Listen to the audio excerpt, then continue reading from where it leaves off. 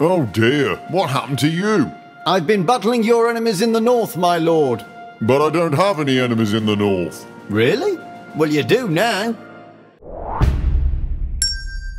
Ladies and gentlemen, we're back with another night, and this time it's a wet one. The Knight of Cups is a card of dreams, idealism and following our hearts. The first thing we notice is that it's pretty static compared to the Knight of Wands. We saw that one rearing up and ready to rock. We know that wands represent passion while cups symbolise emotions, so this fella's much more reserved, chilling out on horseback and gazing over his cup. Notice there's no fish poking out of it this time. The knight represents a slightly more serious character than the page. However, with all this talk of being chilled out, we still see the wings of Hermes on his feet and helmet. He may be a little slow moving, but his mind is soaring with possibilities and high ideals. In the key to the tarot, Waite says graceful but not warlike, riding quietly wearing a winged helmet, referring to those higher graces of the imagination which sometimes characterise this card. He too is a dreamer, but the images of the side of sense haunt him in his vision.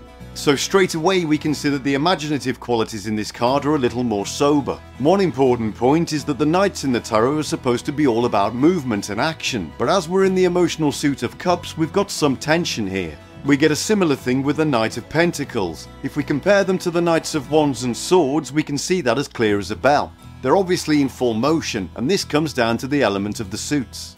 Fire and air are seen as active elements, while earth and water are seen as more passive. Now with the Pentacles being the element of earth, that gives us a sense of stability, but the cups can get rather emotional. When we combine that tension with the adolescence of the Knight, we can get a bit of a mopey teenager. That's so unfair, I hate you.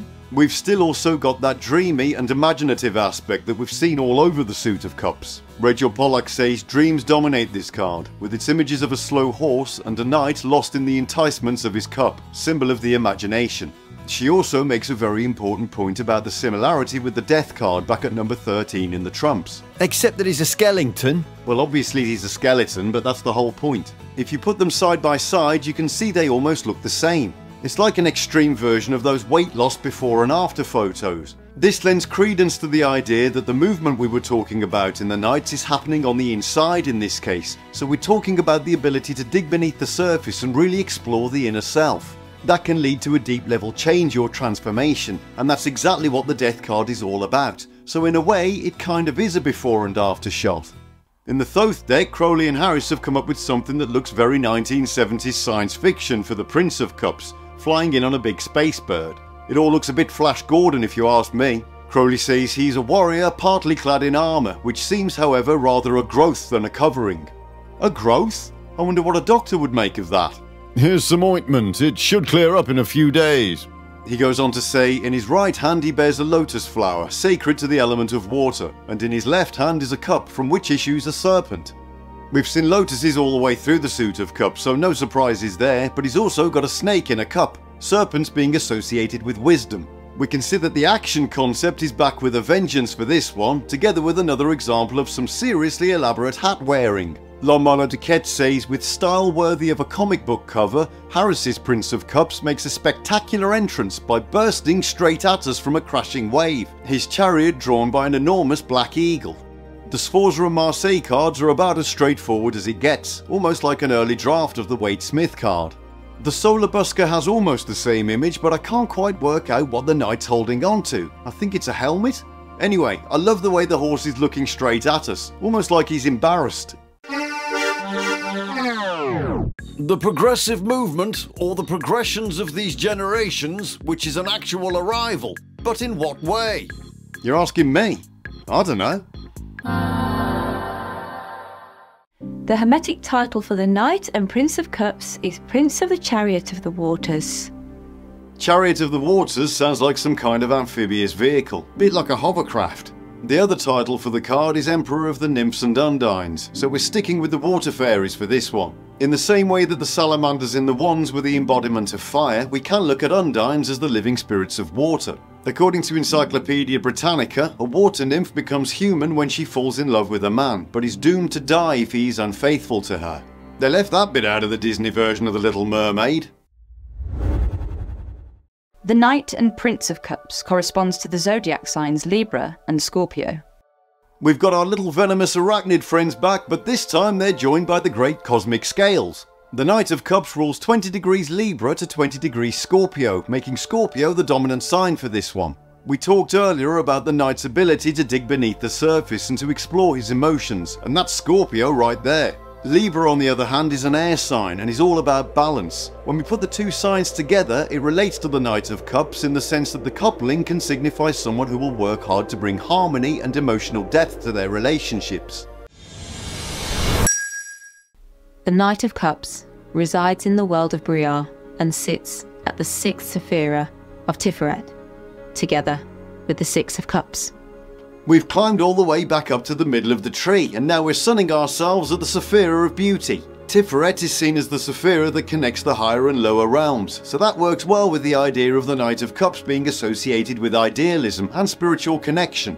The concept of harmony is still flowing through this card, with Tiferet also being the Sephira of balance, which is why it's positioned right in the middle of the tree. According to Israel Regardie, the diagram will show it in the centre of the whole Sephirothal system, comparable to a sun, which indeed is its astrological attribution, with the planets revolving around it. The Knight of Cups herb is sarsaparilla. In Tudor times, this herb was considered as a cure for baldness. Ange, I think I might have eaten too much.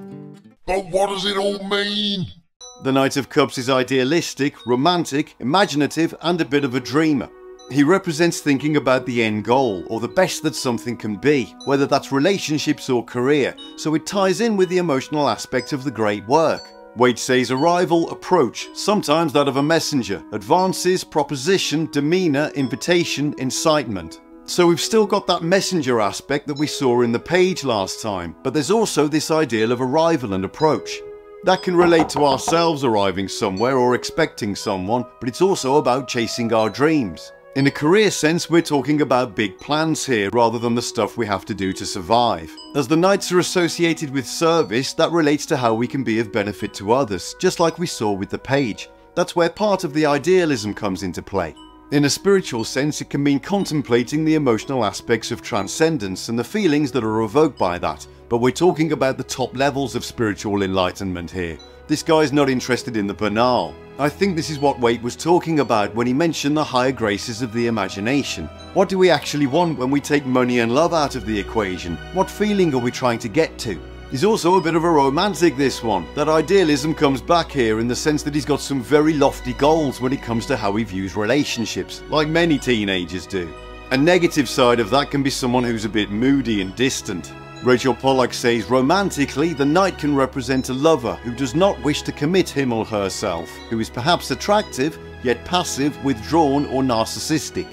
Crowley brings out the creative aspect in the prince, but another one who likes to keep himself to himself. He says the moral characteristics of the person pictured in this card are subtlety, secret violence and craft. He's intensely secret, an artist in all his ways.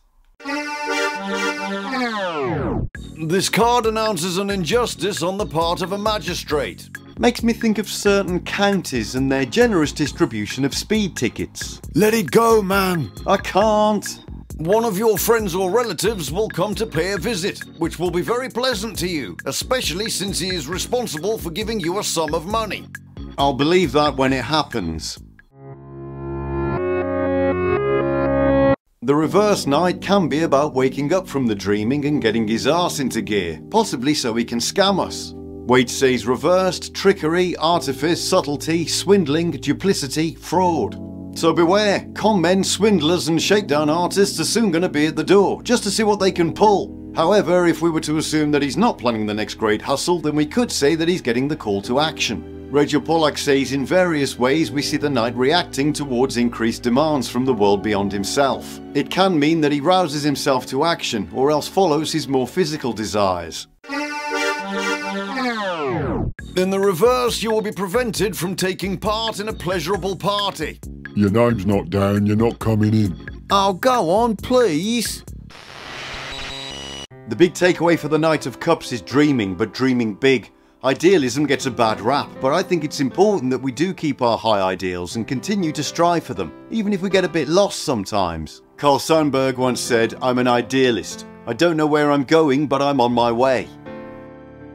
Thank you for suffering through yet more spiritual hogwash. May the coming days bring you imagination, and we hope you'll be enticed into liking this video and subscribing to our channel. Until next time.